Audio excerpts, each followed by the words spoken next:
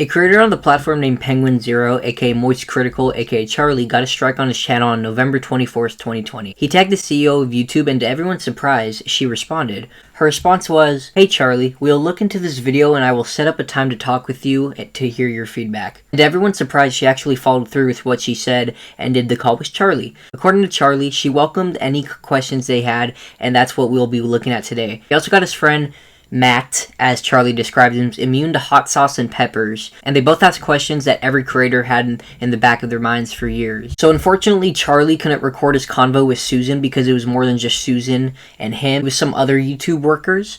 One of them was the head of the YouTube policy team. According to Charlie, he said he was a nice human being as far as he can tell. The first question Charlie asked was, why are strikes used so frequently? The policy had answered to Charlie it was an overcorrection of the rules and a mistake where they come in a heavy-handed and strike channels that aren't abusing rules. The strikes are there for bad actors who keep showing a constant disregard to the rules, where they'll have multiple infractions before giving a strike, but sometimes it falls through the cracks and what they deal with. So, in my opinion, that's pretty understandable, but Charlie asked a great follow-up question. He asked, what are they going to do going forward to prevent it from happening more and more? The policy head dude said, in Charlie's words, they're going to be looking into it going into 2021, and then Charlie gave a suggestion that was from Markiplier. So if you guys remember a month ago, by the time of me recording, I don't know when I'm uploading this, Markiplier and Charlie both received strikes on their channel for the same video they were joking about. The video was about mascots pretending to beat up a man on the street. They both got striked for making fun of it. Suggestion Markiplier had, that Charlie told Susan, was let creators use YouTube's own editing tools to take out or blur copyright content.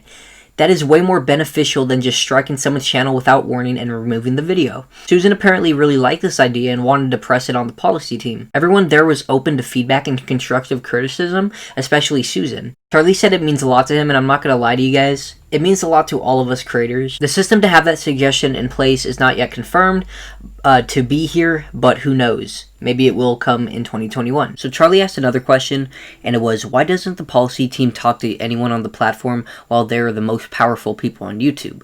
The policy head dude said that it was just the size of the team and there wasn't a way to get to everyone. Susan brought something great up by asking, why not have dedicated policy members who have a job to relay policy info between creators and policy team? And in my opinion, that is a great idea.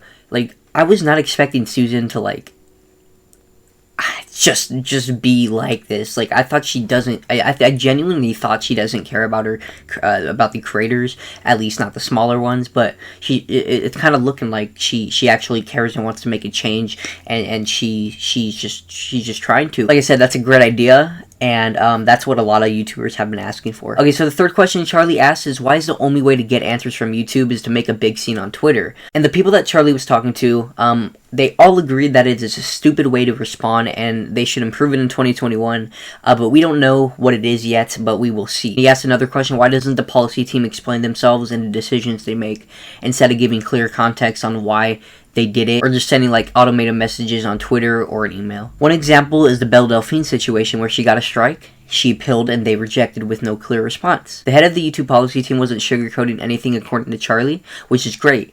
He asked for feedback, and that's great. They recognize their problems, which is great. So another question Charlie asked is, why is YouTube so bad at communicating with their creators or anyone with their platform? Charlie said in the video that the only guy who is humanizing the company is a guy named Ryan Wyatt, the head of YouTube's gaming side. He used him as an example in the call and said, why isn't everyone like Ryan? Where you can get the community excited and rely on info successfully. Use a platform, sit down and talk with the creators, make a video of all the problems and questions that everyone is asking to fix or get better. Charlie only addresses one more question, and those questions that we just went through are what he states the main points, but he's hoping to talk to YouTube again and ask more. The last question he covered in this video is, creators that just make bland videos, unlike the companies and celebrities like Jimmy Kimmel or Trevor Noah, get less freedom than the late night talk show host. Susan said it wasn't the case. It may have been there years ago unintentionally, but they worked hard that trending isn't taken over by mainstream outlets. They want to make creators and the mainstream outlets equal, and they have been working hard to. So basically, guys, all in all, from the looks of it, Susan and the people Charlie was talking to really cares about the YouTube YouTube's future and is hoping to fix stuff. That's at least the looks of it. I'm really excited for everything that's going to come. I hope YouTube can fix themselves for the better. It would really benefit us creators. If you guys haven't checked out Charlie's video, though, and his Twitter, link in the description, or you can just search his name up, but yeah, I just put in the description. Anyways, what's funny, though, is that Susan Wojcicki, which is the CEO, sat down with Charlie, but in his video, he uses, like, 8-inch dildos as like, fucking seats and props. It's funny. But no, that's it. I'm just happy that... I'm just happy that Susan actually, did something and was open to feedback. Hoping the platform goes in a good direction. We're all excited to see what's happening.